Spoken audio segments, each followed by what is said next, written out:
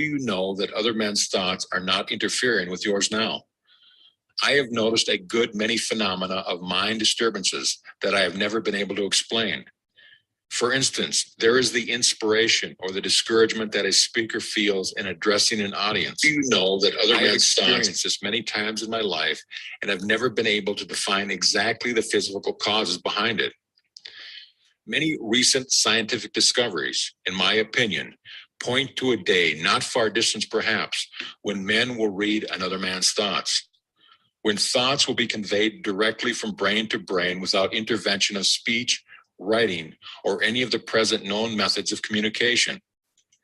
It is not unreasonable to look forward to a time when we will see without eyes, hear without ears, and talk without tongues.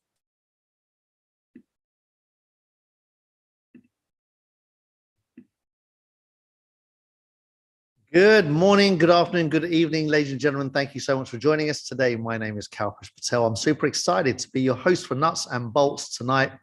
And I want to talk about something I think is really apt for right now, which is the power of mental strength. You know, there's an old phrase that I really, really love, and that is that tough times never last, but tough people do. I love that quote. Tough times never last, but tough people do. What does that mean to you? Write the quote down, first of all. That'll be a nice little title for you to go back to from time to time and just, you know, work on that. Tough times never last, but tough people do. What does that mean to you? Have a little mindfulness moment and see what that means to you. See, for me, I often refer to this, and I think I touched on it on the last training as well. First of all, I want to thank Dizzy and Sue last week for doing a formidable job. I got phenomenal feedback from everyone all over the world and really inspired by the delivery that they gave out and the impact that they made and the difference that they made in the lives of so many around the world. Super proud of them. But yeah, I did mention one of my trainings about how, you know, as human beings, we often make things worse in our head than they are. And if the theory of we are never given a problem or a challenge that we cannot solve, like if you come from that point of view, if you come from that standing, the fact that you got here is evidence of that. And some of you might be going through some stuff, but that's the nature of life, right? If you look back in your life, if you look in the rearview mirror of your life, you always get through, don't you? Always. All of us always get through everything we think at the time we're not going to get through. At the time, we're in a panic, we're in a moment, we're in a crisis mindset, we're in an upset mindset, we're in a out of control mindset. There's all this stuff that goes on. And the fact of the matter is, life continues. The world keeps spinning through space at gazillions of miles an hour, and we still wake up every day and you know, live to tell the tale until we don't. All right, and at some point it all ends. All the drama, all the noise, all the stuff ends. All right, so we're born, we deal with stuff, and then we die. But that in between stuff, we always deal with stuff. Do you get that? We always deal with stuff. The whole of life is dealing with stuff, whatever that stuff is. But we're always, forever dealing with stuff. Most of it in our heads. So how is it? Isn't it amazing? Like as humans, if you went to the gym every day and did 100 push-ups every day, when you go into the gym tomorrow, you would know you could do 100 push-ups because you've got reference, you've got history, you've got neurons in your brain that give you the confidence to take the task on because you know that you've already done it before. And if you've done it before, you can do it again. But why doesn't that same theory apply to solving problems, solving challenges? Isn't that interesting? Like we don't go to the gym and panic and go, oh my God, I hope I can do 100 push-ups again. I've been doing it for the last 8 days straight, but I hope I can do it again tomorrow. You don't arrive there going, I hope I can do it again today. You don't get down into the position of doing your push-ups with the reference of having done it for 8 days in a row going, I hope I can do 100. You don't doubt yourself. You don't second guess yourself. You don't cause all of the nonsense in the head. You just get on with it, right? And there are tons of stuff like that we just do. You don't wake up going, I hope I can brush my teeth today, because you've got history. You've got neurons in your brain that let you know that you know how to do this, but you've got it. But we don't act like that when we're faced with everyday challenges that we are always solving. Like, it's amazing. Simple example. Somebody gets into a relationship doesn't work out. Loads and loads of drama. First time, I get it.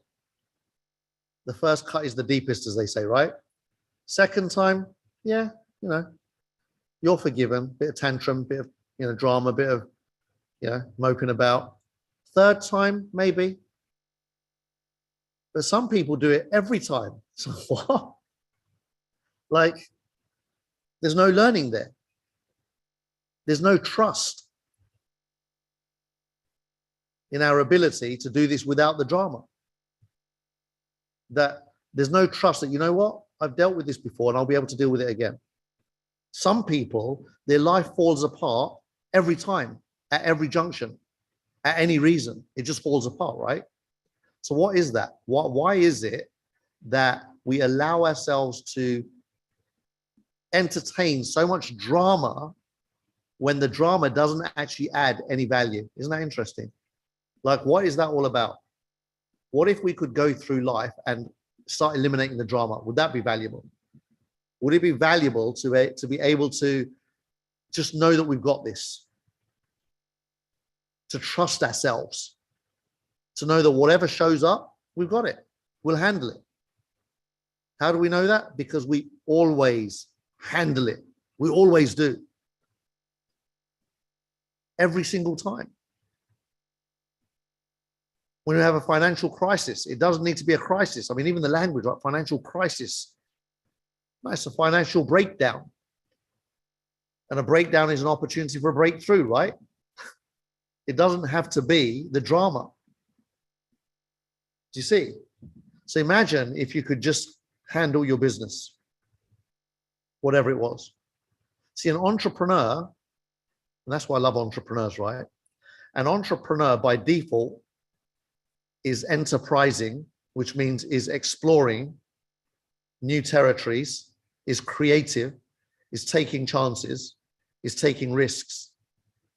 So by default, an entrepreneur is to a large extent designed to outlast their circumstances, to outlast their challenges. Entrepreneurs are much better at solving stuff than people that aren't entrepreneurs, because that's the way they have consciously trained their brain to operate. Because if you haven't got a problem solving, solution conscious training, if you haven't trained your mind to do that, then any business that you're in, however big or small, whatever business you're in, you will always panic at the first opportunity and be a mess, and not be efficient, not be effective, and not deal with it in power, not deal with it the way that you could deal with it. Do you see?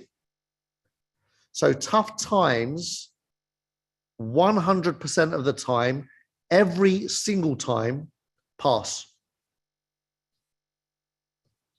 So if we know that, do we need to always be in a panic when tough times come? Or could we just go, oh, it's you again. All right. What do I have to learn this time? What am I going to solve this time? How am I going to handle this time? Let's clear this up better than we did last time. Like, what if that was the natural default mindset? I've got this. I don't know the how yet, but I know I've got it.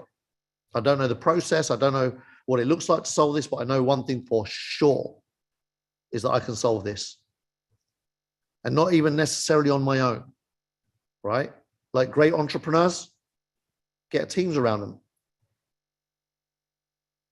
Do you see? I love Henry Ford's story. Couldn't even read, right? Built an empire. When asked about his success, what did he say? I don't know anything, but I'll surround myself with people that do, right? Problem solver. I've got this idea, got no idea how to implement it, but let me get some people around me that do, and together we can. We've all got the ability to be so much more effective and efficient in the way that we do life. So imagine life without the drama. What would that be like? What if you could just drop the drama, drop the show, drop the performance, the act? Ta-da! No more overdoing it. Like, yeah, feel it, go through the process and then let it go, move on. Is it possible to do that? 100%. How do we know? Because humans have been doing it for thousands of years. The ones that cotton onto this and work it out, they have much, much more efficient lives. That making sense? So what if you could train that muscle? And it's an awareness muscle, because I'm not asking you to start solving problems. I'm simply highlighting the fact that you already do.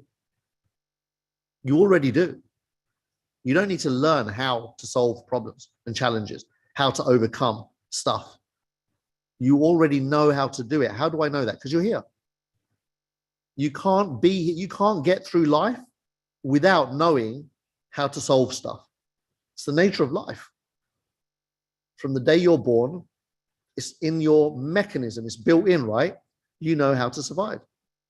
When you're hungry, nobody teaches you to make a noise, but you know, don't you? The mechanism goes, wah!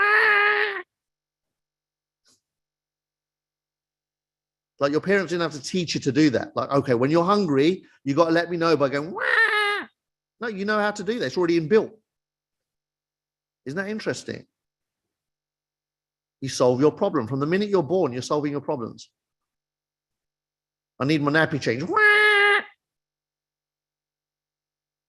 You know how to communicate from the day you're born to solve your problems. Then you learn language. That adds an extra tool to your tool bag.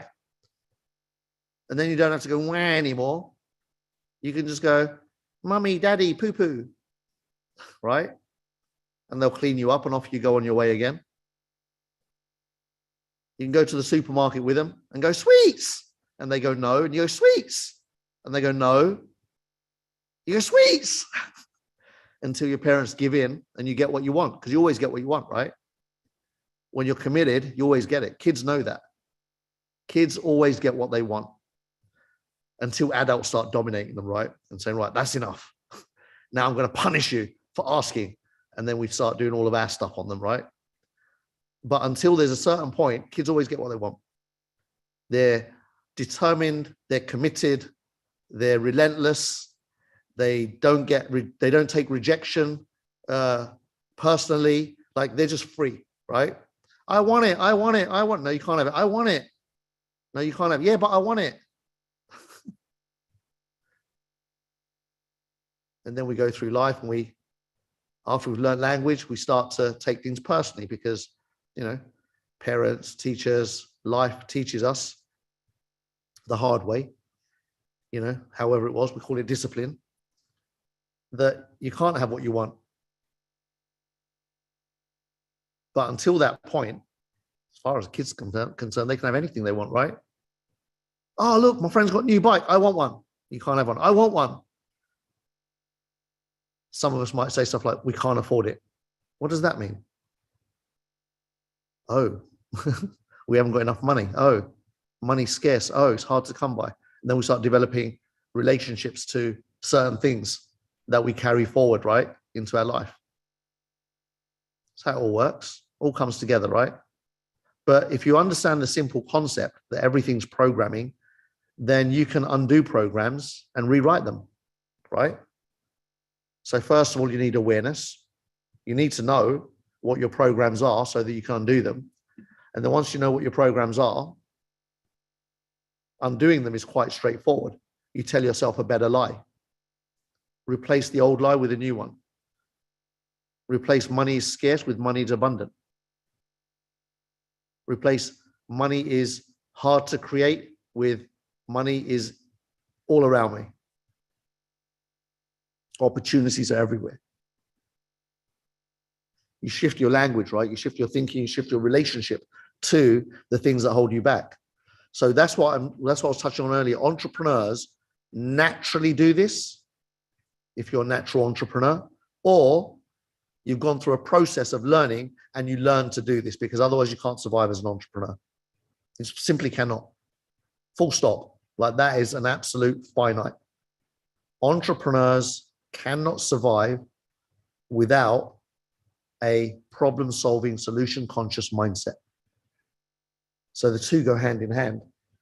So either you're a naturally trained, like a born entrepreneur, few and far between, or you've learned, right? So you're either born, as in born into it, so trained from a very young age, consciously or unconsciously, but the environment you're in taught you that kind of a thinking process, that kind of a mindset, or you didn't teach you, taught you the opposite, but you at some point got awareness, started learning, and you can rewrite your future.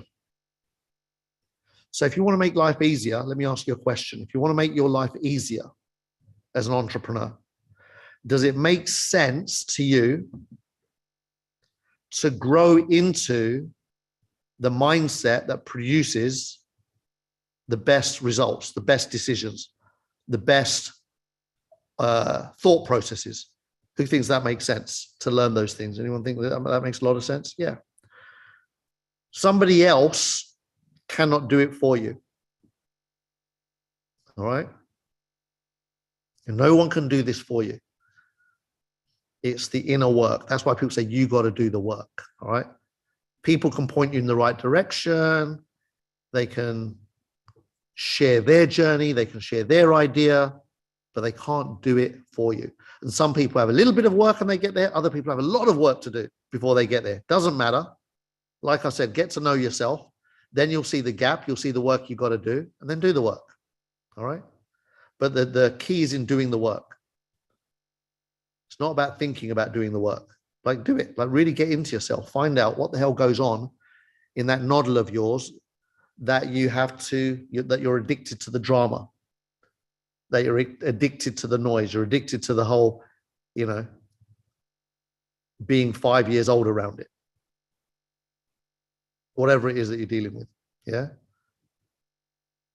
So develop that trust in you,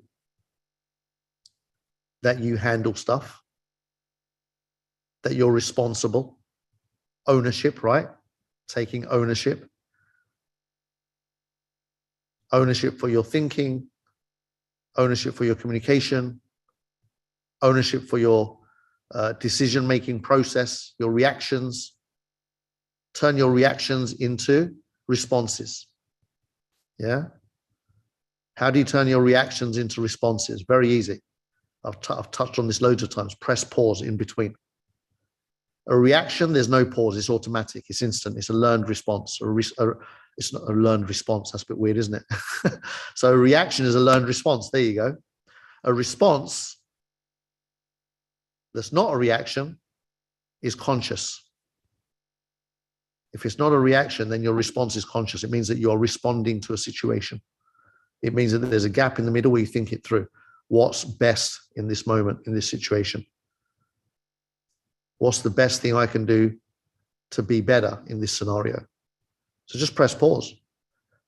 Don't do any reaction. Sometimes the reaction's appropriate, right?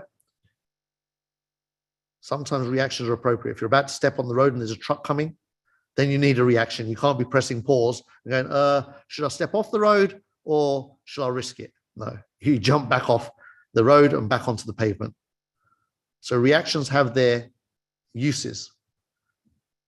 But when it comes to communication, reactions are often the reasons for fallouts, breakups, all sorts of issues occur because you say stuff that you didn't mean to say, and you do stuff you didn't mean to do. You behave in ways you didn't mean to behave, and you cause a big fat mess all around your life because you're reacting. You're just a knee-jerk reaction.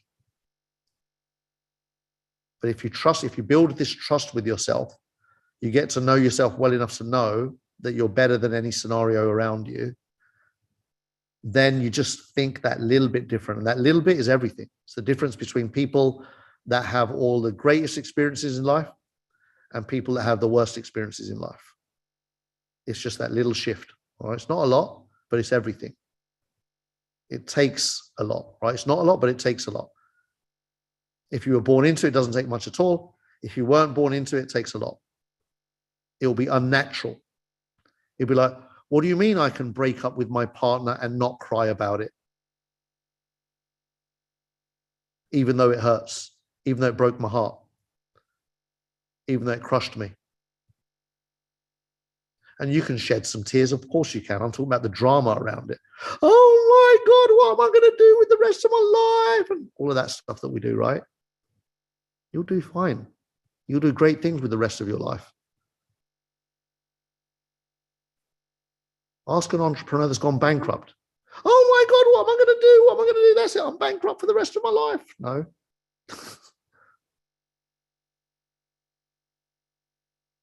It's not easy going bankrupt, by the way, right? I don't know what it is around the rest of the world in your countries, but in the UK, 7 years. 7 years. No credit cards, no debit cards. Sorry, you can get debit cards. No credit cards, no loans, no borrowing anything, no access to finance to create. You're literally punished and penalized big time for failing in business, for trying something and failing. I know, because it happened to me, right? 7 years. I was like, wow, isn't that interesting? I was like, I want to start another business. No, you're not allowed. Here's the other interesting thing as well, right? When you go bankrupt. I remember when I had to like literally write a list of everything that I'd accumulated my whole life. Because bankruptcy doesn't just bankrupt that part of your life, it bankrupts your entire life. Your entire life is bankrupted. This is in England, right? Like I said, I don't know what it is around the rest of the world. But they want to know everything you create on the planet to that point in time in your life. And the business that you failed in takes everything from previous. Isn't that interesting? Talk about encouraging entrepreneurship. So it's an interesting scenario. And then what they say is, in the next 7 years, if you're successful again by any chance, you still have to pay everything off that the previous business you failed in. So for 7 years, all the people that you owed money to have stake on anything you produce. Talk about inspiring you to be productive. You lost $1 million, great. In the next 7 years, if you make $1 million, you won't get it. They get it. And if you don't make $1 million, then they don't get anything. Where do I fit into all of this? It's like, what? Talk about lose-lose scenario, but that's the world we've created, right? But again, entrepreneurs find ways around that as well, don't they? Clever entrepreneurs. I mean, that's what the system would have you do, right? I found my passion 3 years after I went bankrupt, 4 years after I went bankrupt. That's right, yeah, 3 years. So, you know, we find motivation, we find a way. Even if the system doesn't encourage it, the system doesn't reward it, the system doesn't, I won't say want it, but it's just weird that the system wouldn't want people that know how to create to not create, right? So it's a really strange scenario, but that's how the system is set up. But if an ordinary person went bankrupt that wasn't an entrepreneur or a business person, I'd hate to think what level of productivity they would be interested in doing after going bankrupt if they had to pay off everything for the next 7 years in a job scenario. Can you, like, I'm really motivated to go and do 40 hours a week for not enough money to survive myself, only to know I've still got to pay all of that off during that time with anything that might be left over after I've paid for food, shelter, and water. Like, you're literally surviving at the lowest level for the next 7 years, and you've got to pay off all of that. I can't even imagine what that would be like if you're not an entrepreneur. As an entrepreneur, you can think, I can clear that up in the next couple of years. If I get my act together, if I go out there and do what I know how to do, if I create something spectacular, get the job done, I can clear it up in a couple of years. If you're in a job scenario and you go bankrupt, flipping hell. That really would be a dead end scenario, wouldn't it? So that's, again, another massive reason I love entrepreneurs, because not only do we take risks, but we also learn to win more often. You don't see people going bankrupt often, more than once or twice max before something good happens. Do you know what I mean? Generally speaking, people don't go bankrupt multiple times in their life. I mean, there are always a handful of people, a handful of examples of that in everything. There's extreme scenarios, but for the most part, entrepreneurs most often avoid bankruptcy. Most often. I mean, there are plenty of times where, I can admit it now because it's done, right? It's in my earlier years, but I can admit now where I was running businesses that were insolvent while I was running them,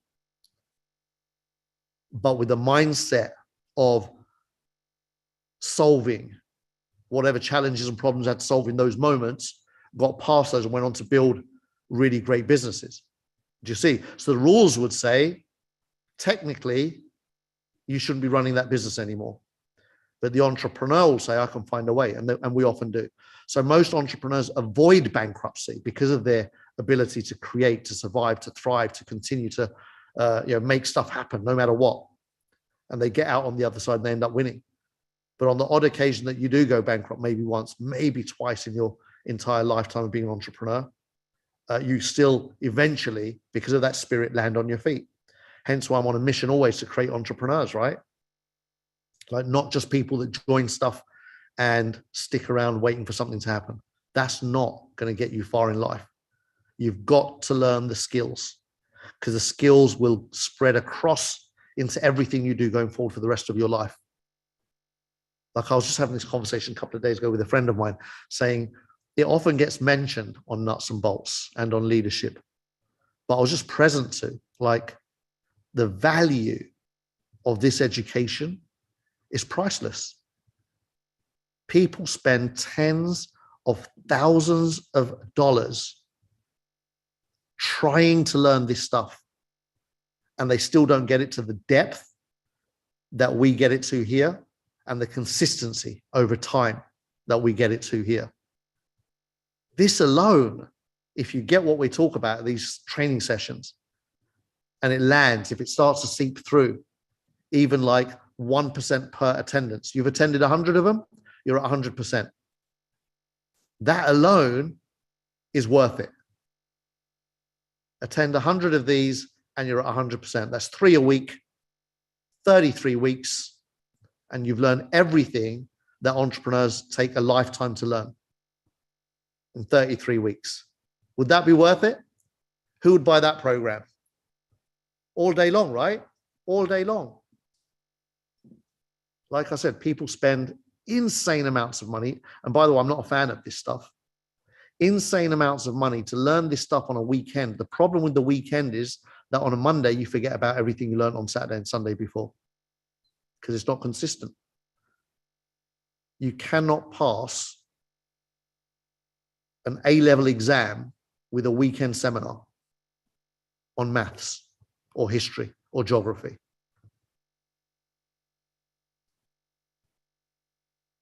Takes consistency, it takes leaning into it, it takes familiarizing yourself with it, right? It's the same stuff, but it's the repetition that gets you over the line. How many times did you have to do the same stuff, right? 1 + 1 is 2. A, B, C, D, E, every day until you got fluent at the alphabet, until you got fluent with numbers. Every day, wasn't it? You weren't just told hey, listen, 1 + 1 is 2. You got it? Yep, got it. Okay, done. What's 2 + 2? 4. Got it. Easy. No, it was every day until you got it. We know how we operate. Full immersion. Full immersion, concentration, focus, consistency. Bang. Result pops out. If you could learn 33 years worth of business in 33 weeks, would it be worth it? Yeah. Show up 3 times a week. Done. The stuff that we cover here, because we never know what's going to open up half the time, right? The stuff that's covered in these trainings, it's insane. If you start applying this stuff into your life, it's game over. You become a world-class human being. You become a world-class human being at record speed. collapsing years into months. Isn't that great? Years into months. I'm all about that. Crushing time frames. If you can learn 30 years worth in a year, do it every day of the week. Don't turn that deal down. Always do it. Show up like a soldier because you're worth it, right? I mean, I love the fact that I come in, there are familiar faces that are just there, right? You're always there. Like, there's no, I wonder if Danielle's going to show up today. I don't have to wonder about that. Is Sharon going to show up? Of course she is. Glenn, always there, right? It's like, some people just dip in and out. That breaks your momentum. If you went to maths class every other week, and it doesn't work in a straight line scenario. So if one person did 52 maths lessons in a year and the other one did 104 maths lessons in a year, the one that did 104 doesn't know just double as much as the one that did 52. It's not how it works. The one that did 104 knows 10 times more than the one that did 52. There's a phenomenon that happens with the neurons in your brain. The more consistently you do something, the more familiar you become with it, your growth is exponential. Traction kicks in. The example I give is, I remember when I was really keen to drive, right, in my heydays when I was growing up, so couldn't wait. The minute I'd already booked my first driving lesson on my 17th birthday. It was actually booked on my birthday, right? So I booked it when I was 16, ready to do it as soon as I hit 17. So the first thing I did on my birthday was go and get a driving lesson. Now, here's the other thing I did. And I don't know how I knew this stuff. Maybe I didn't even know it back then, right? But I knew what was driving the action was a massive desire, a burning fire to want to drive. That's what gets a 16-year-old to book their driving lessons for their 17th birthday way in advance. Now, the other thing I did that was really unusual, I didn't take 1 hour lessons. I took 2 hour lessons. Can you see, like, that's what I'm saying. Some of us are born into this stuff. Like, we just know, like, I don't even know how I knew, but what was I doing there? I was collapsing time frames. Because what you learn in 2 hours is not doing 2 1 hour lessons. It's like doing 4 1 hour lessons. Full immersion, full intensity. Now, why is that? Why is it if you did 2 1 hour lessons, you will not learn nearly as much as if you did a single 2 hour lesson? Why would that be? Again, it's the way the brain works. First of all, you retain a lot more when you repeat it more often in a shorter space of time. You just retain more that way. See, when you show up for a lesson for an hour, it will take you 10 minutes just to get into the lesson again. The instructor is going to have to remind you what you learned yesterday. So you've wasted a bunch of time at the front end of both of those, of that second hour. You've wasted a bunch of time on the second hour repeating what they taught you the day before. Or if it was a week before, then it's even more, maybe 20 minutes of reminder, 30 minutes of reminder. So much of lesson number 2 is just a repetition of lesson number 1. Can you see that? You're adding a little bit extra per lesson. But when you did a 2 hour lesson, the first hour is not forgotten. It's still fresh. So what's the instructor going to do? Repeat hour 1 again? No. They go straight into hour 2, which is why you end up in hour 4 or 5 in real terms. You get through stuff at lightning speed. Now, here's the other thing I did. I didn't do it once a week. Most of my friends that were doing any kind of learning would do 1 hour a week over several weeks. I did 2 hours a day, every day. Just booked it in, slammed it in. I even booked my test within like, I think it was 5 or 6 days in. I said to my instructor, I'm ready. He said, yeah, I think you are. And I booked the test. Now, here's what I want to share with you. That I started learning on my birthday, and my test was like 3 weeks, 4 weeks from when I started learning, right? I did the lessons every day for the first 10 days for 2 hours at a time. Within 10 days, I'd mastered it. I'd mastered driving. I was confident. I was committed. I did the work. I just did all of that, right? All by myself. Went to the test, failed. Did it bother me? No, because the other people were still learning how to get into second gear. I was only a month in. Do you know what I failed on? I forgot to look in my mirrors before signaling. Small thing. Easy win. Book my next test straight away. Passed. Done. I was driving within like 6 or 7 weeks of turning 17. Everyone else was still learning. I was the first kid. I bought my car. First kid in school to have a car. How about that? You see what I'm saying? This stuff works. How often does it work? 100% of the time. Do you see the result didn't matter? The outcome was inevitable. It didn't matter the first time I failed. It's irrelevant. So what? Big deal. That I failed didn't mean that I was a failure. It's just a technicality. Cool. Learn, get the feedback. Why did I fail? They ticked the boxes, wrote something down, took that home. Wasn't looking in the mirror when I was signaling. Okay, cool. Pay more attention to that next time I sit down. Done. Pass with flying colors, second time round. Is it possible that you could do that with everything? I'm just wondering. Is it possible you can do that with everything? I would assert, yes. I would assert, now I'm not going to be so arrogant to say everything, right? There's always going to be some smart ass that brings something up. I would assert that you could apply this theory to pretty much most things in life. If you go full immersion, full intensity, throw yourself in, get consistent every single day, a little bit at a time, but consistently, then pretty much it wouldn't take you long to get good at pretty much whatever you want to get good at.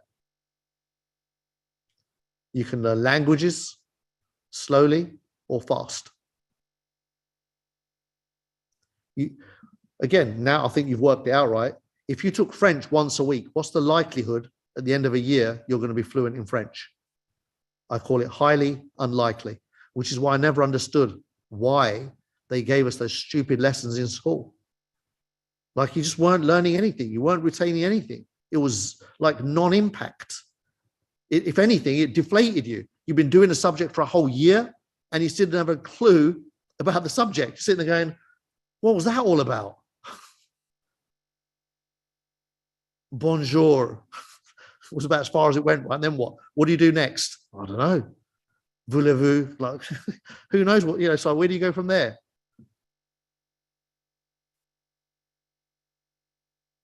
So it's interesting that even the academic system hasn't worked out the simplest stuff.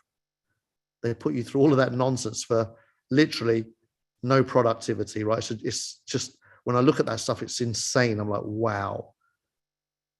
We really do set people up for failure, don't we? We really set them up for everything's a struggle, everything's difficult, everything's hard. You're damn right it is if you do it like that. Every exam is going to suck if you only did it once a week for a year or two. It's going to suck, right? It's insane how we do stuff. But if as adults we haven't worked that out, big problem. As adults, we have got to learn to think better. All of us, learn to think better. Observe your life and learn from yourself. You are the best teacher there is on planet Earth. Nobody else can teach you better than you can teach you, because only you're walking in your shoes. Only you know your life, your experiences, your thinking processes, your mechanisms, your triggers, your habits. Only you know that stuff. So success really is an inside job. Most people are looking for it outside, right? Most people spend their whole life looking for success out there somewhere. and it will keep on eluding you if you don't work out that it's on the inside. You've got to unlock it from the inside out. It doesn't work the other way around. Hence why I always say, how many people do you know doing affirmations, doing visualizations, and they don't get anywhere? Life is still the same.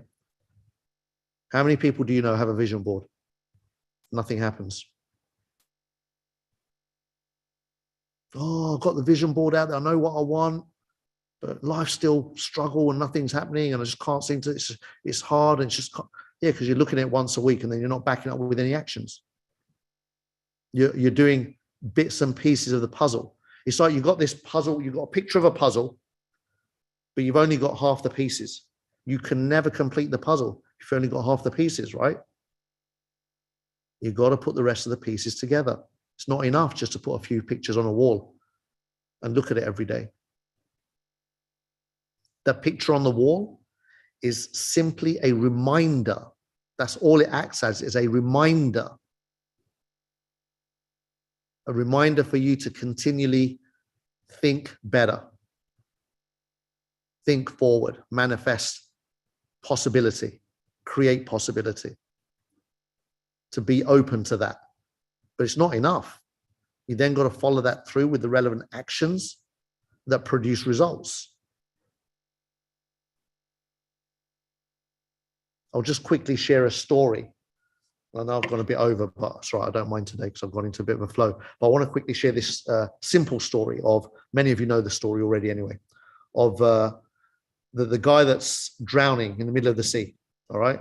He's drowning away, and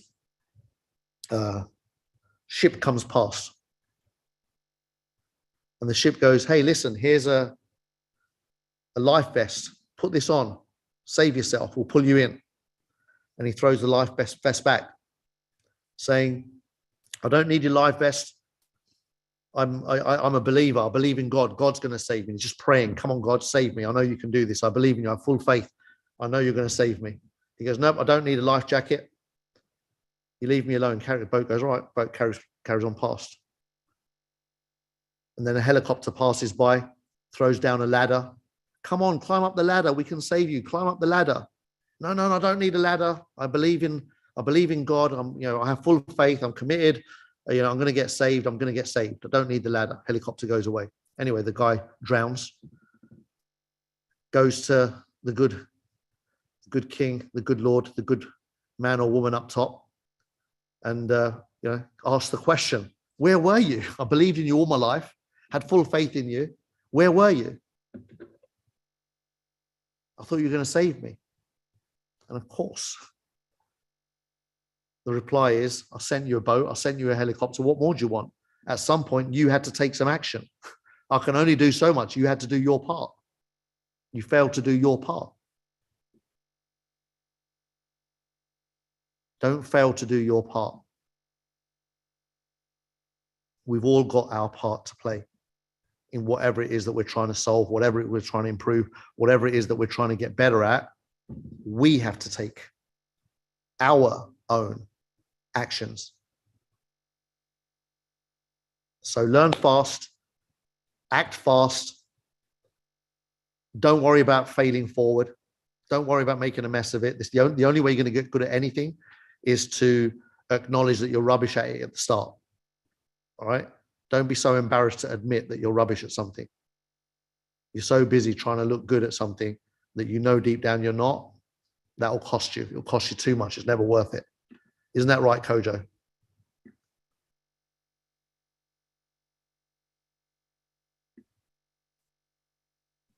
Go ahead and unmute yourself. Unmute.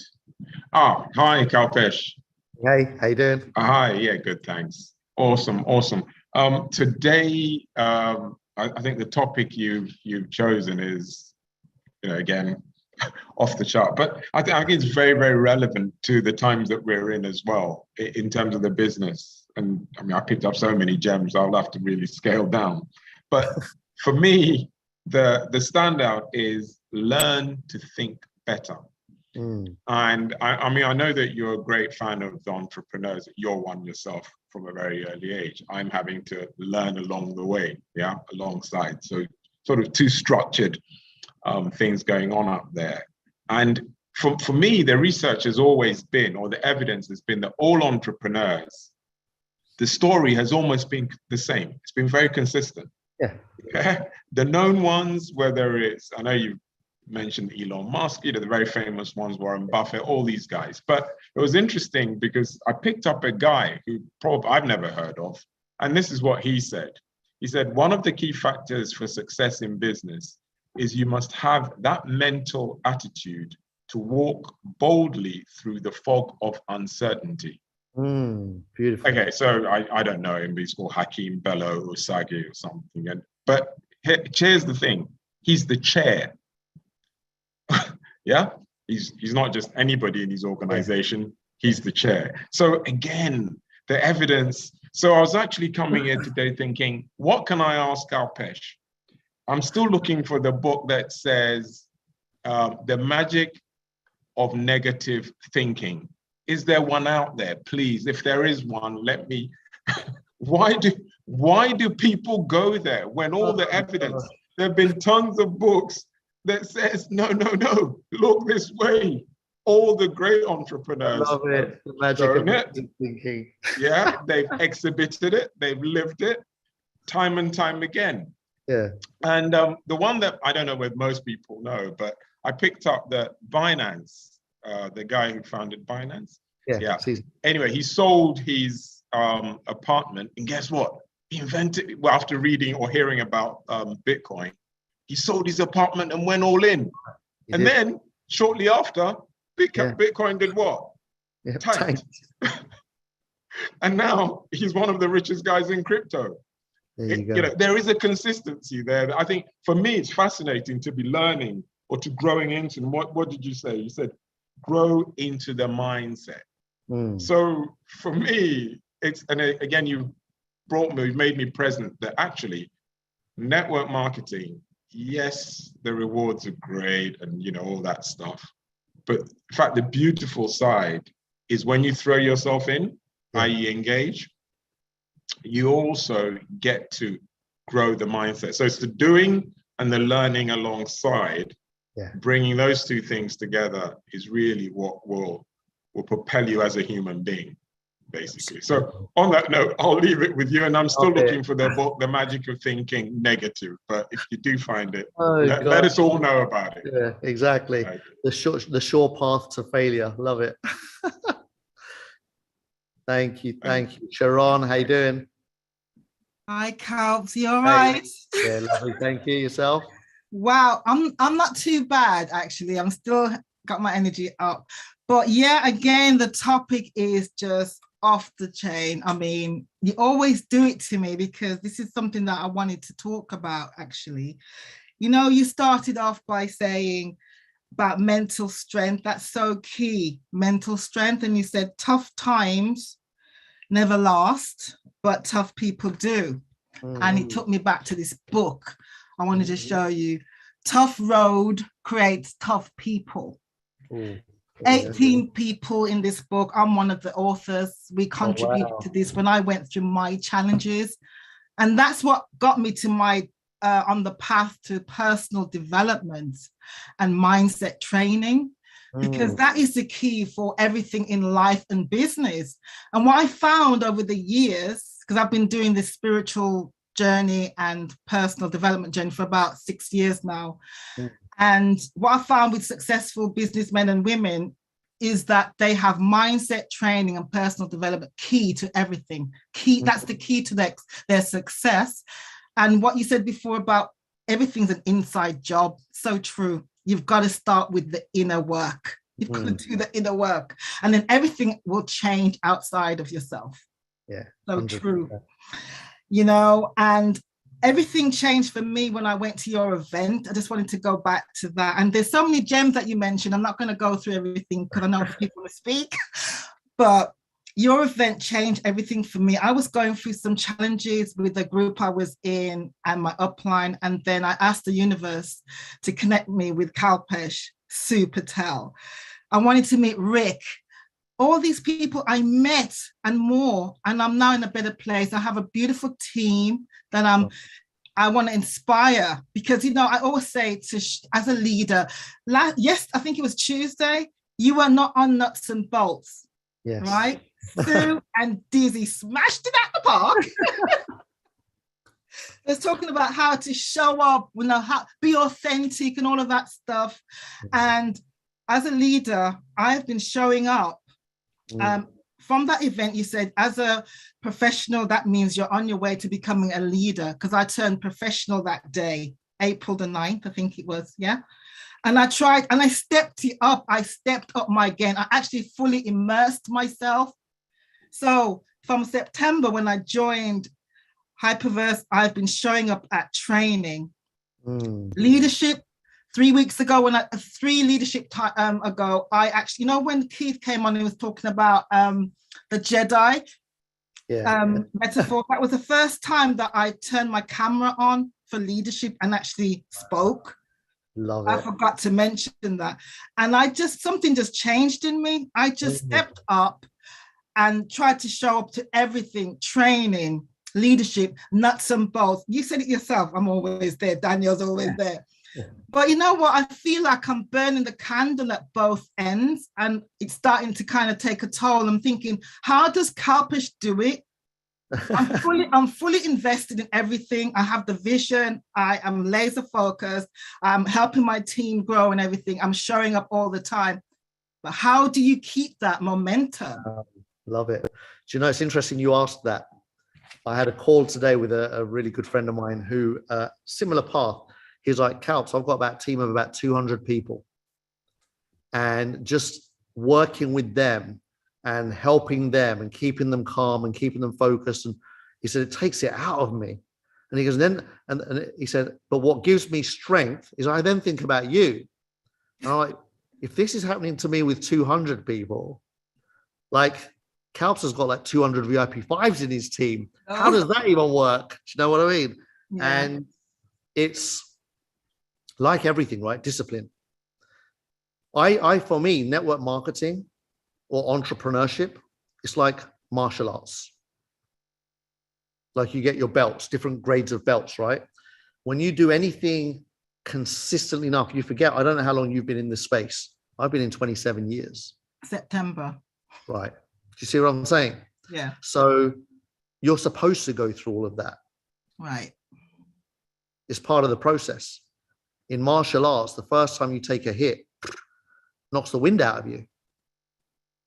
You with me? Yeah. But you hit Bruce Lee, you won't even know you hit him.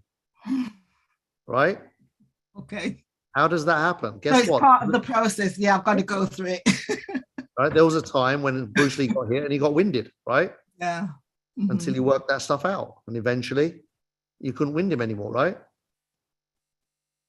So it's cool. It's part of it. Okay. Sometimes that's kind of the test, really. Because it would be easy to go, I'm not cut out for this. I'm not Kalpesh. Yeah, I know. This is too difficult. This isn't working. It's too hard. Look, you can do all of that. Yeah, I've got loads of personal things going on, Kalpesh. Yeah. And one of my downlines said to me, I was sharing something with her, and she said, how do you show up like that, looking so high vibe and everything? I still share to people, strangers. I have that high vibe energy and lots going on in my personal life, but it doesn't affect me because I don't let it. Right. And that's the training, right? Yeah, that's the training. And it's not that it's not even about it doesn't affect me. It's the effect it has on you. Like everything affects you. It doesn't affect you the way it used to. Yeah. Right? Okay. So that's the sign of growth. The fact that you've already noticed that there's no drama around a lot of the stuff. Yeah. Right? It's still happening. You're still dealing with it. It's still going on. But in a different way. Who you are handles it better. That's progress. That's exactly what you're looking for. Right? Okay. So congratulations. Well done. I'm inspired. Thank you, Love it. Look at that. Red belt. All right. Danielle. Hey, how we doing? Can you hear me? Yes, we can. Okay. How are you doing? Awesome. So nice to see you. Oh my God, so many nuggets. So I'm really, really present to consistency and repetition. I've been in the self-development space since 1980, but the growth that I've had since, just before Christmas is exponential compared to, before. And I'm really present to consistency and repetition. And it's really funny because in Montreal, we have, I don't know if they still do it, but businessmen, it was designed for businessmen originally, but businessmen that came to Montreal that didn't speak English, the companies would take them and place them in somebody's home, French-speaking home, for 6 weeks. They were totally immersed and they came out bilingual. So this is so appropriate to what you've been saying today. And, I've been following the program since day one, and it started with Monday night with Deb and Tracy's training. And then brilliant with Sue and Dizzy is I've been doing what I've been told since the beginning. And now I'm seeing that I'm coming into myself, like I'm starting to be more myself the way I share with people. And it's really, it's working. It's really cool. I'm bringing me to the party now, as opposed to the system. The system was good. I needed it, but now I'm really starting to. So the fear is falling away. I don't have any fear anymore. I'm really like having fun being me, and Love it. Yeah, it's really cool. So thank you very much. There you go. Imagine that, living without the fear. Jack, how are you, buddy? Real good, Kalpesh. Good to see you again. And you? Fine, doing great. It's- I thank you very much for your training. It's starting to register up here a little bit. There's nothing left out here, not even a rug. It's all hardwood and laminate nowadays, mostly hardwood. But anyway, it's starting to get through. That's the main thing. Love it. And it's beginning to pay off, more Wow. confidence. I try to speak to someone new every day, and it's starting to pay off. Wow. So it's never too old to learn. If we're too old to learn, you might as well cash in your chips, and that's it. Right? Yeah. Wow, I love it. Right on. And how old are you, Jack? I'm only 85. I won't be 86 till the 30th of May. Yeah. Love it. Only 85. Wow. Inspiring. How inspiring is that? Well, this is the greatest thing that I've ran into. My pension, after being 21 years retired, I blew too much the first 10 years. I did mainly because my wife wasn't well the last years. We did more things. Oh, But the cool. last 2 years I've been looking, how can you generate something that's going to improve your life and benefit? And Wow. this came about. I thank all of you very much from the bottom of my heart. Believe me, this is just great. Beautiful. Thank you. 110% all the way. Love it. Well done. Thank you, buddy. Thank you very much. Oh. Wendy, hiya. Hi, can you hear me? Can go for it. Awesome. I am Wendy. I'm calling in from Dallas, Georgia. I'm so excited. This is my first time speaking Oh wow. because Welcome. Congrats. yes, I'm excited. Now, on Nuts and Bolts on Tuesday, I know Dizzy and Sue were encouraging other people to start speaking, that any little thing you have to say encourages the other person. Yes. And then there were some people that spoke for the first time on Tuesday. I was like, I should do this. So when I joined today, I wasn't joining to speak, but after I joined, I was like, I'm just going to commit. So I raised my hand. Like, I'm not lowering it. I'm going to keep my hand up, Oh, And done. I'm just so excited about this opportunity. Like, Hyperverse is it for me. I don't know how to explain it. Now, it was on the October 6th that you gave the presentation at the $114 Club with Mr. Pennant. And it took me another 16 days to actually get a membership. Mr. Pennant told me, Wendy, you're losing if you don't sign up. I was like, how am I losing? I haven't put anything in it. What am I losing? My money is not in it.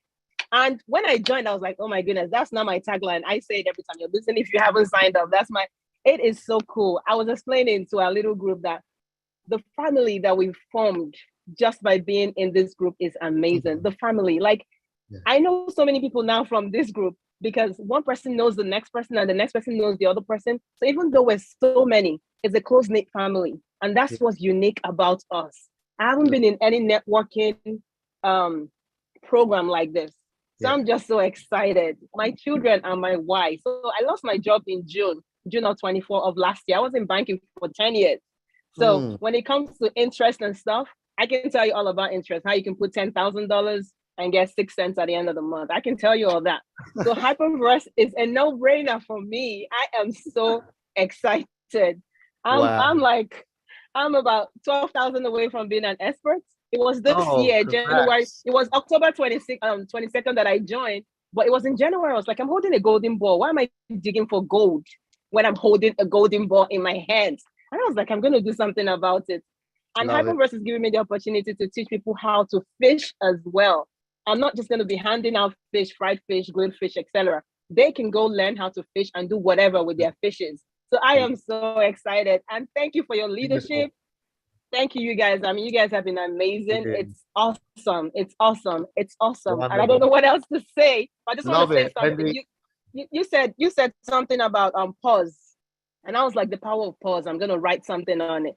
So there's no space between action and reaction. Okay. But when you pause, then you can act and you're conscious of the action you're putting out there. And then you talked about consistency. I was like, that's what I need to do. Be consistent.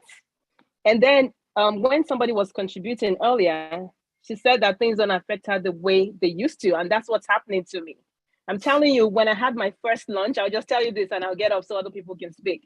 When I had my first lunch, Mr. Penna was like, okay, go ahead and follow up on them so they could come and, so they could remember to join the call. So I said, okay, I'll start with my sister. Man, I called my sister. She gave me lecture of my life, washed me up and down and rinsed me and put me in the dryer. And I was like, oh my goodness. I was so demoralized. I was like, how am I going to take this energy to follow up the next person? And then I was like, okay, did you talk to your husband about this? She was like, no. I said, okay, I'm going to call your husband. I called the husband. It was worse. I was like, oh my goodness. Oh my goodness. But I had that lunch and it was about 20 something people on the lunch. And I was like, okay, that's good for a start. And then there was something she told me, and I'm so grateful she told me that. She was like, when you start making your hundreds of thousands and your millions, let me know, I'll join. I said, thank you so much. So she's left the gate open. Now I need to make that money so she can join. So I'm excited. Thank you so much. Well done. Oh, wow. Love it. Thank you for sharing so openly for a first time. Absolutely amazing. Lots and lots of great nuggets in there as well. Thank you. Mario, hi, buddy. Wendy, the banker. That's the best testimonial I've heard just yet, man. It's like she knocked it out. Wendy, you're the best. I want to sign up 10 of you, girl. You really did good. I'm impressed by her. Her power just came right through my monitor over here, man.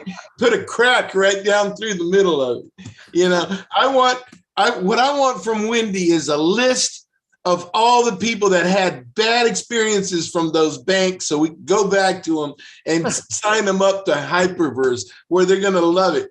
I swear, one of the worst experiences I ever had was dealing with a bank. My gosh, I've been an entrepreneur ever since I was 16 years old. My mother used to take me to flea markets. I miss her dearly because she taught me how to communicate with the world and be who I am today. You know what I mean? I've been a flea marketer, an antique dealer, Rob, the woodworker that's here always talking, that's starting out. Rob's right up there right now. He's a woodworker. Every time that he talks, I see him working with his wood. I'm also a woodworker. I manufactured furniture for a living. I tore down barns and turned barns into beautiful stuff. Wow. But when you're an entrepreneur and you keep at it and you're on it, you become great.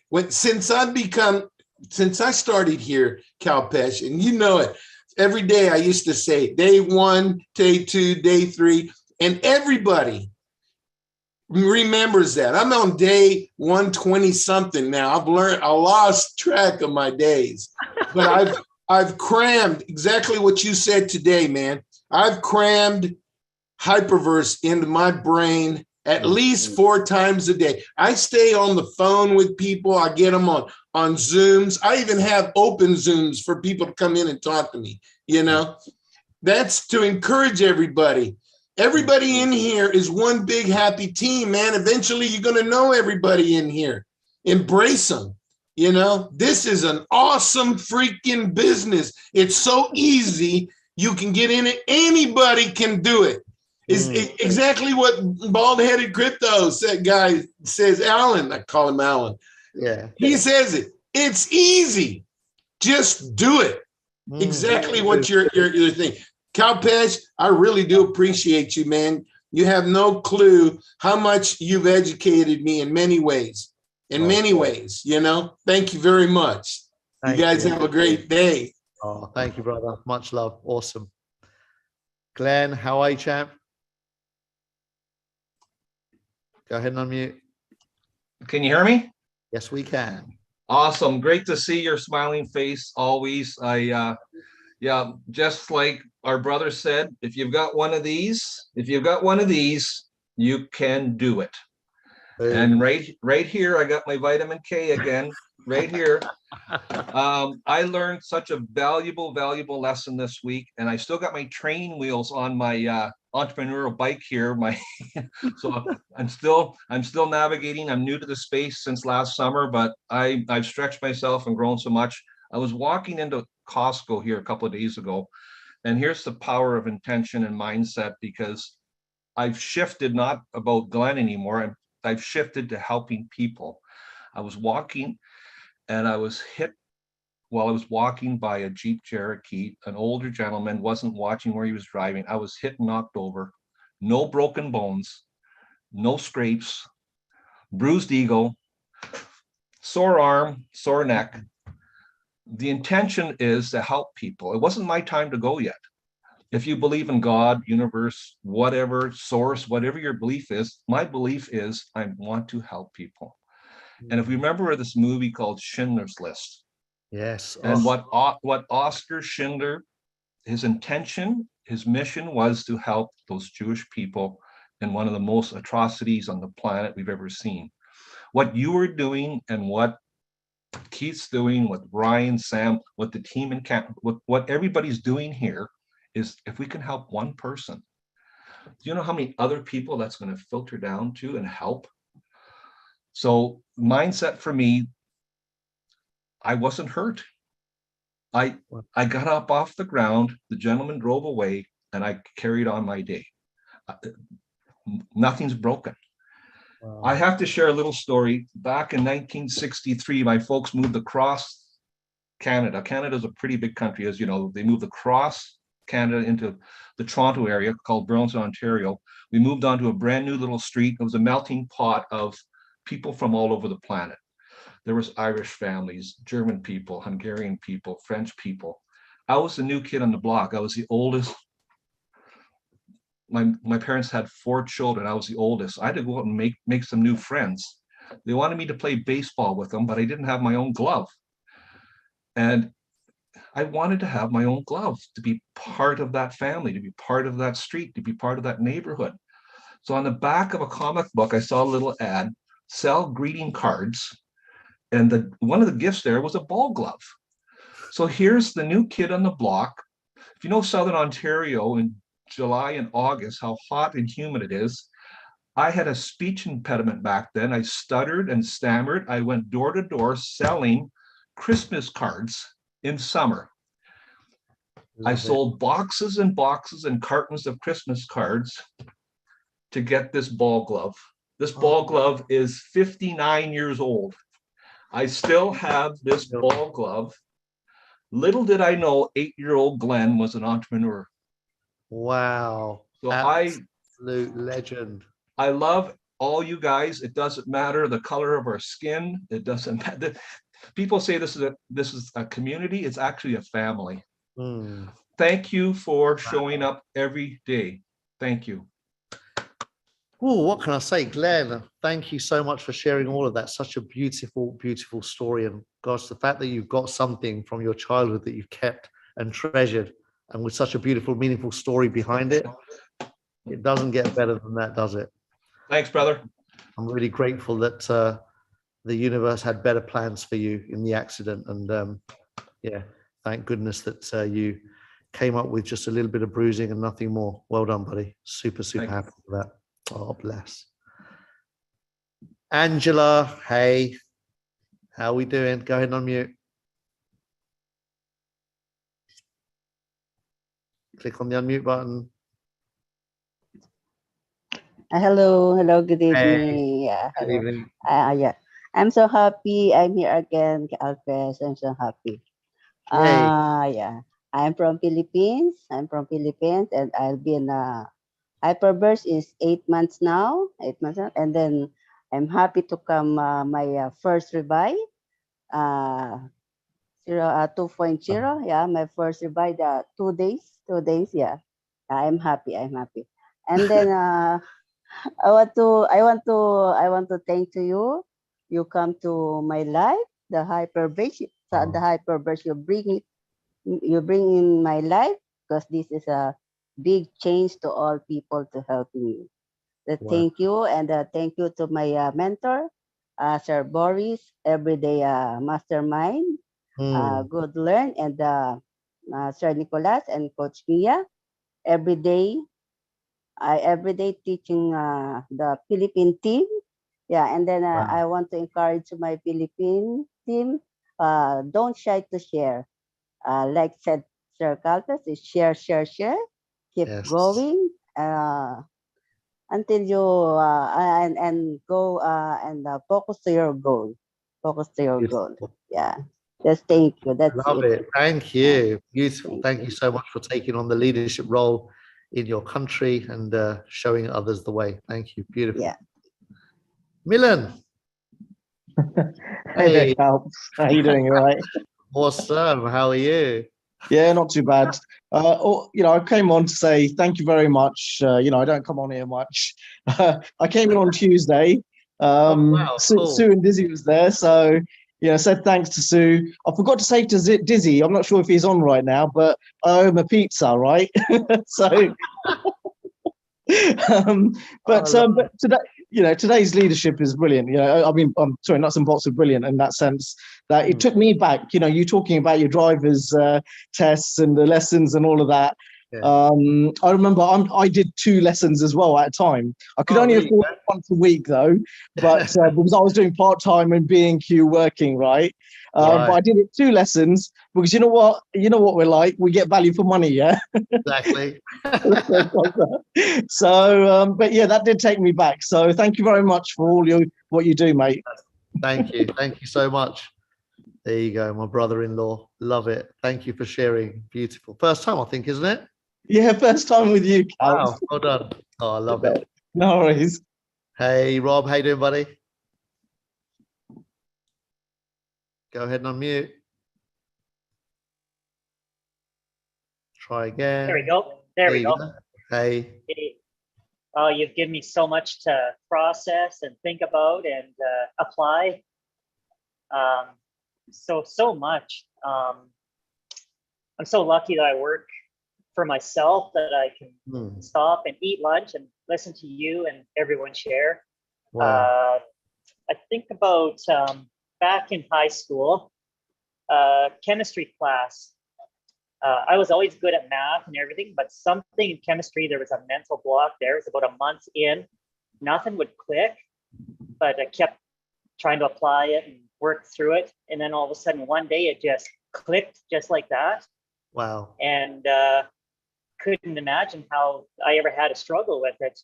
And I just reminds me of the negative things that come in your mind that stop me from proceeding or getting that breakthrough. And I just think about back to chemistry and just keep applying what you're teaching and apply, just sharing, even if I mess it up. Love it. Eventually I'm going to have that big breakthrough. And I've had a vision come into my mind about a specific way to grow my business. And sometimes I think it's too big, but I'm going to take that first step and go for it. And Wow.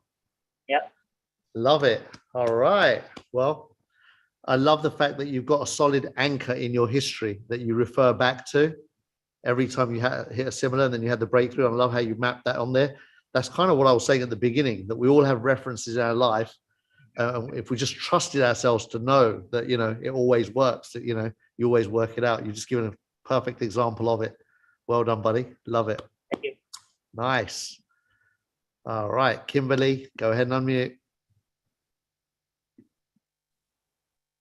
Greetings, everyone. Greetings, family. Oh my God. G7 Matt Jones is coming up. I can't wait to hear from him. I cannot wait. Kalpesh, I am a designer and tailor by craft, and have been doing this since junior high school, designing. Wow. And it took me back to junior high of how I started. And I came into Hyperverse being passive. I came in being passive, and now I have a team. And through this journey of ours, some of them was thinking about jumping ship with Hyperverse. And I'm like, no, you cannot. No, you cannot. You got to hang in there. In this blockchain crypto space, you have to be patient and endure. Toughen it up. Toughen it up. This was a guy. Toughen it up. And it's just this nuts and bolts, and all the leadership training has just a personal development that brings, that you just pour into us, and we grow and learn. I had a wonderful talk, a surprising conversation with my second stepfather. My mother's been married a few times. And the growth that he said that I have now, it was this morning. Wow. Faith without works is dead. That's what came to my mind, Kalpesh, when you were talking. I always have been saying that to myself, and being in this space now, I'm not sewing and designing as much because I'm so engulfed in learning and educating myself in this space. It has taken over my life now that I am not, sewing for clients. I kind of am putting them off, and they're, whatever. I'm loving the space that I'm in, and this is the direction that the higher power wanted me to go to, and it's so great. Thank you so much for what you bring. Love it. Oh, beautiful. Thank you for your energy and your vibration. I'm loving that. Yeah. There you go. Boom. Thank you. Thank you. Dinesh, hi. Go ahead and unmute. Hi, sir. Hi. Thank you so much. Very nice to see you, sir. And today's lesson is very nice session, sir. You are hearing me? Can I hear? Yes. Yeah.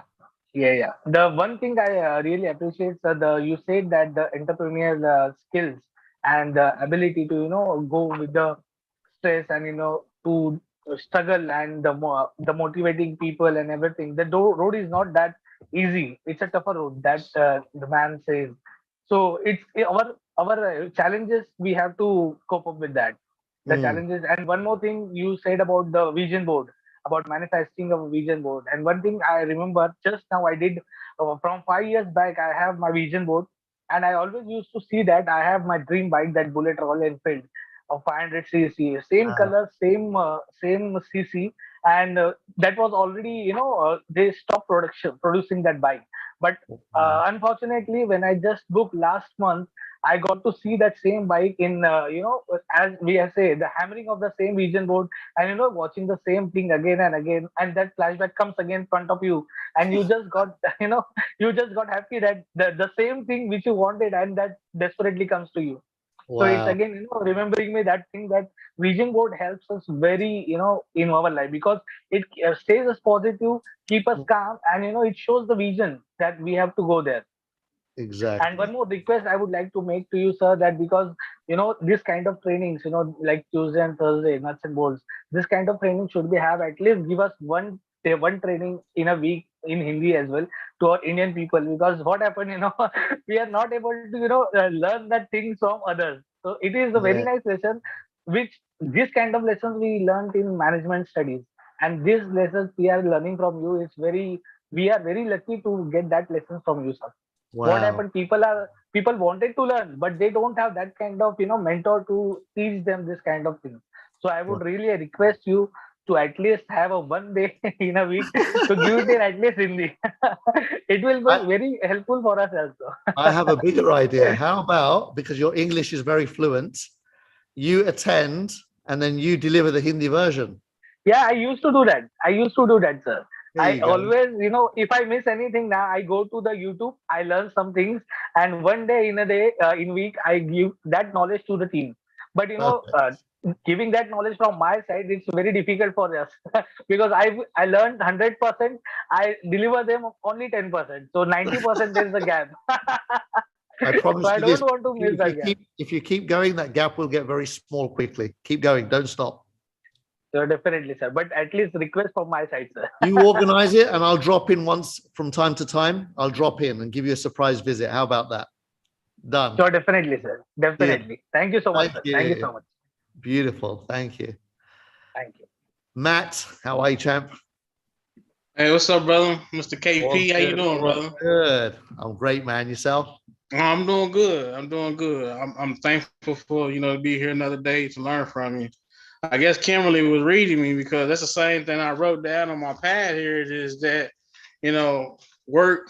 Well, you can't see it, but wow. It basically says faith without work is dead. So Kimberly, we on the same page. Because I say that because I'm thankful that I was able to see the presentation you did with you and Dizzy, talking back and forth, and I kind of put that to work. I was at a restaurant and a young lady had a Bitcoin shirt on, so I asked her, I was like, "Well, hey, what do you know about Bitcoin?" And she laughed.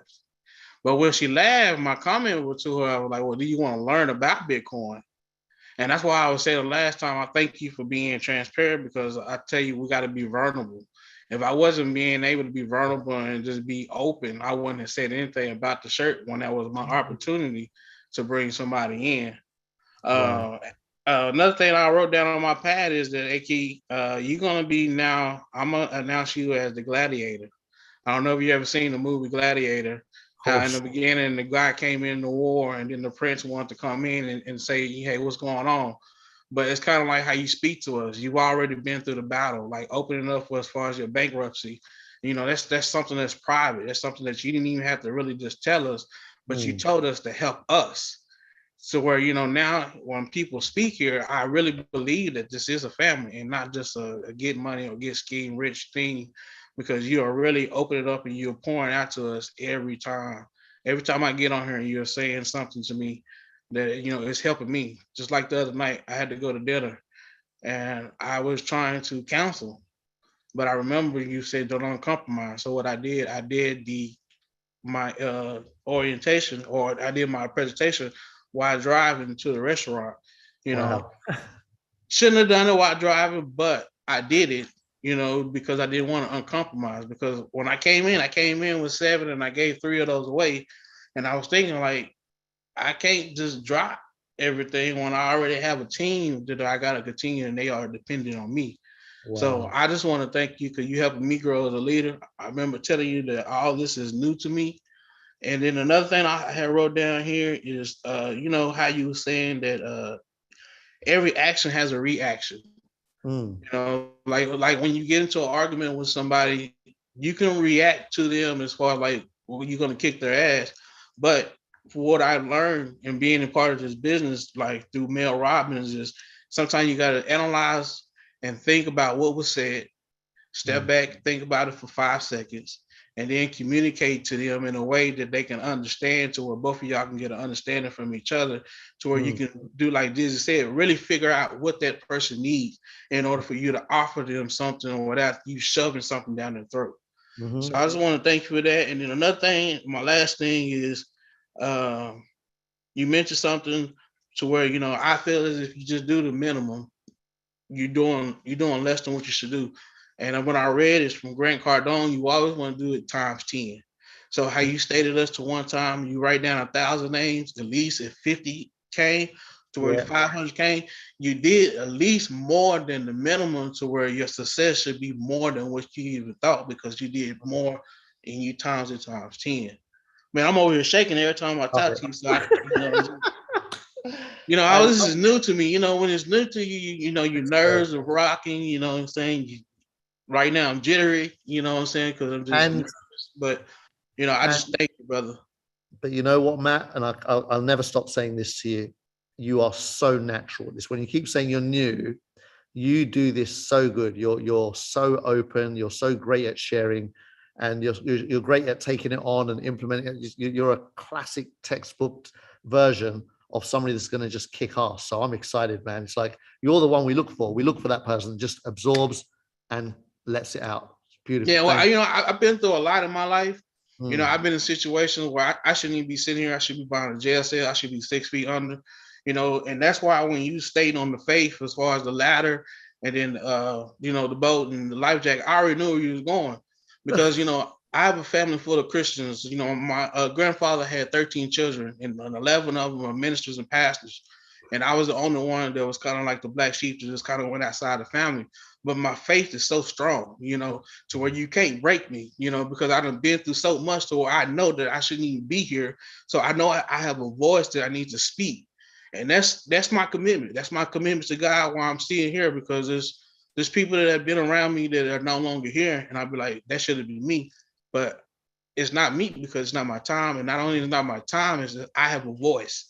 And I need to share. I need just someone out there that needs to hear what I'm saying, and I need to help them in order for me to complete what God wants me to do here on earth. Wow. So my faith is like, you can't tell me nothing. I've seen it, I've done it, and that's why I thank you, and that's why it's easy for me to relate to you, because I feel that through you. You're loyal. You know what I'm saying? You're not come on here lying to us. You're not trying to sell us anything. You're not trying to shove us down our throat. And everything goes back to self. And I appreciate that, because in order for you to work on anything, you have to work on yourself. Even as far as loving someone, you have to love yourself before you can love someone else. Absolutely. So cool. Love you, brother. Love you too, my friend. Absolutely awesome. What a legend. That's why I love this business world. You get to meet some of the best people on the planet. Hey, Gro, how we doing? Go ahead and unmute yourself. Oh, hey, Kalpesh. Mac just got me at the heart. I just got so emotional over what he had to say there at the end. And I was just thinking at the same time, like what I love so much about Hyperverse, the diversity here. It's not just the diversity in colors of skin. It's the diversity in personality. Yes.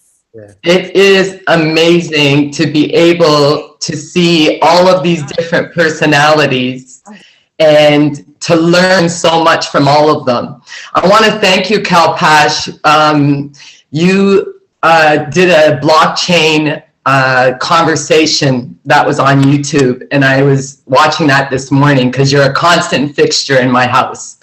So I was listening to that this morning, and just the share, like Max said, what you had to share was amazing. I love hearing stories about great people, and you are a great one.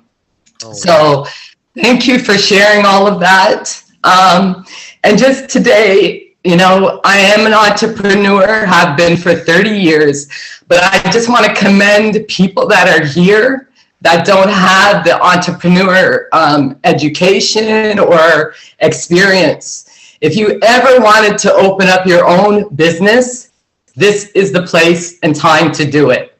The education here is amazing. You cannot go wrong. You can only go right. And another thing I learned from your conversation with blockchain today is don't just understand. And in Jamaica, they say, don't just overstand, but understand. And that brings me back to the inside out, really learning what you have to, but learning it from the inside so it really takes hold of you, and then you could just spread it outwards.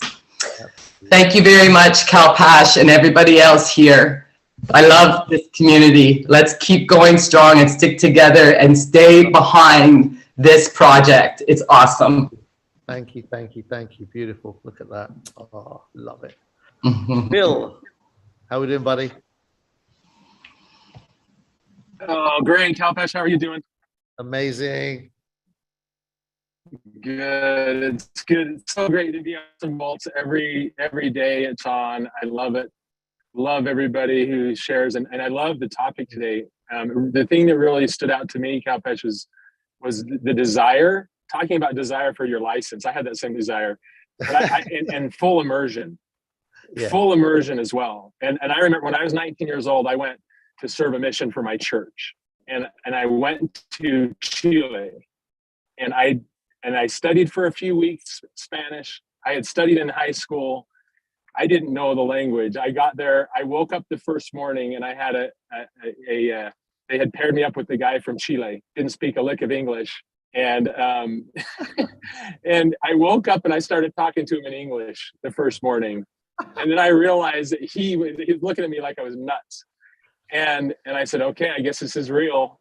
If I really want to make this happen, I need to learn. I need to put it into action. So I had the discipline to study it. Now I had to put it into action. And within a month, I was understanding everybody. Within a couple months, I was communicating back, because first comes the understanding, and then you begin to speak. And I became fluent in Spanish. And and so I look at it, I'm like, why don't I apply that to everything? Yeah, it's so great to be reminded of that lesson, Kalpesh. Love it. And so I'm loving just immersing myself in this process of mindset change, because I can do that no matter what I'm doing. And so thanks for that reminder today, and thanks to everybody else for sharing, and especially the new people. Love you all being here in this community and contributing. And so thank you so everybody. Thank you so much, brother. Much love, and great story there. Danny, you're rounding the call off today. Hi. Oh, wonderful. Lucky me. Hi, Kalpesh. I think this is the first time I've spoken with you. I've been on with some of the other leaders, but so nice to be here. And I'm always impressed and blessed and inspired by everybody who shares on here. So I'm really grateful. Thank you. A few things popped out for me. I mean, the first thing when you said tough times never last, but tough people do, it just always reminds me everything is temporary, except we are eternal. So whatever's happening out there, I mean, it's going to change, whether it's good or bad. It's not going to stay. And then that goes into what you talked about everything's an inside job. My coaching business was called Look Within to Begin. And and that's always been my handle on everything is look within, because it's all within us. And one of my slogans is everything you need is within you now. There's nothing out there else you need. It's already inside you. We have the wisdom, we have the power, we have the strength given to us by our source, right? So, and then the other thing I was thinking about, and it's funny because I had this conversation this morning about, when you have a desire to do something. My very first Tony Robbins event, Unleash the Power Within, back in 2015. And I came home from that and decided I was going to do their health challenge, right? And so I got up at 5 a.m. and I started going for a walk. And I liked walking, but I hated running. I hated jogging. It always hurt me. I had back injuries, yada, yada. But for some reason, I start doing this walking routine and I just start jogging. And I'm like, why am I jogging? I hate jogging. I don't even like jogging. I hate joggers. Why am I? But I just kept jogging and I started enjoying this jogging, right? And I was doing like intermittent jogging. I was like having this conversation with myself, like, this is really weird because I hate running, right? So I end up starting to do that. And then I'm introduced to a trainer for a half marathon. And I'm like, well, I don't want to do the marathon, but I would love to have somebody to walk with, right? So anyways, I joined with this group, and within 1 year to the day of my Tony Robbins event, I ran a half marathon. Oh my gosh. Wow. And I was, 2015, I was like 50 years old, right? Love it. And so again, like just what Bill had said, like, why don't we apply that to everything in our life? I was successful. I felt proud. My family was proud of me. It was inspirational. And yeah, so I always pull myself back to that whenever I find myself in doubt that, oh, you can't do that, it's too hard. I'm like, no, I ran a half marathon, right? Like that is no simple feat. So yeah, thanks to the inspiration of the whole immersion in Tony Robbins, which you talked about today too, right?